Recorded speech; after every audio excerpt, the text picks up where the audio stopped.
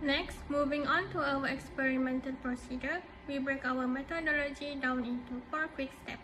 First, we open the water line, calibrate our flow rates, and activate the compressor. Second, we let the system run for 50 minutes to reach steady state equilibrium so we can record our pressure and temperature. Third, we manually throttle the condenser water flow in small increments to intentionally raise the system pressure. We repeat this data step by step, making sure to stop the experiment safely before hitting the high pressure cut-off limit of 220 kN per meter square. Now we move on to the tools and apparatus for this air conditioner. In this air conditioner, there is a condenser, which is a heat exchanger where high pressure refrigerant gas transfer its latent heat to the circulating cooling water supply. This cooling process causes the hot vapor to condense back into a high pressure liquid before it leaves the component. And the next part of the air conditioner is evaporator, which is a heat exchanger where the low pressure, low temperature liquid refrigerant absorbs heat from an external source. As it absorbs this heat, the refrigerant boils and transitions completely into a low pressure vapor state.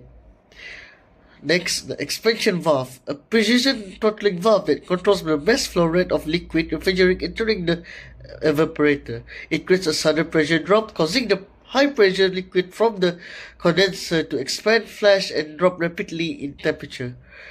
So, the next one is the condenser water flow meter and the evaporator water flow meter. These are the glass tube flow that containing internal floats that are used to visually measure and regulate the mass flow rate of the water streams.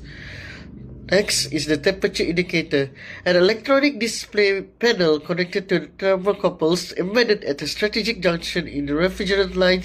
It allows the user to monitor and switch between real-time temperature readouts, specifically the evaporating temperature and the condensing temperature. The control variables for this test is the evaporator water flow rate. Independent variable is the condenser cooling water flow rate. And the dependent variable in this analysis is the condenser pressure, evaporator pressure, condenser temperature, and evaporator temperature. And now, this is the result we gathered from the experiment. Let's look at the graphical analysis for our experiment. The first graph shows temperature lift versus condenser pressure. On the x-axis, we have the condenser pressure, and on the y-axis, the temperature lift is in degrees Celsius. The data point forms an upward trend, meaning that the condenser pressure increases, the temperature lift also increases. This indicates that the compressor has to work harder at higher condenser pressure, which reduces system efficiency. And the second graph shows the condenser temperature versus condenser pressure. Here, the condenser temperature rises steadily as the condenser pressure increases. This is consistent with thermodynamic principle where higher pressure corresponds to higher saturation temperature. It highlights the importance of keeping condenser pressure under control because excessive pressure leads to higher condenser temperatures and lower performance. And lastly, the third graph shows the evaporator temperature versus evaporator pressure. The x-axis represents evaporator pressure, while the y-axis shows evaporator temperature.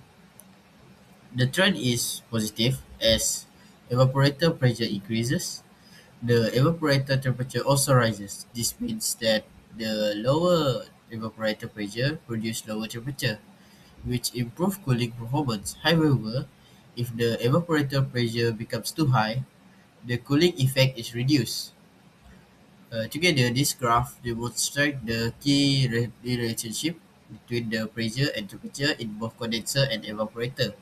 They confirm that the controlling operating pressure is critical to improving the efficiency and overall performance of an air conditioning system.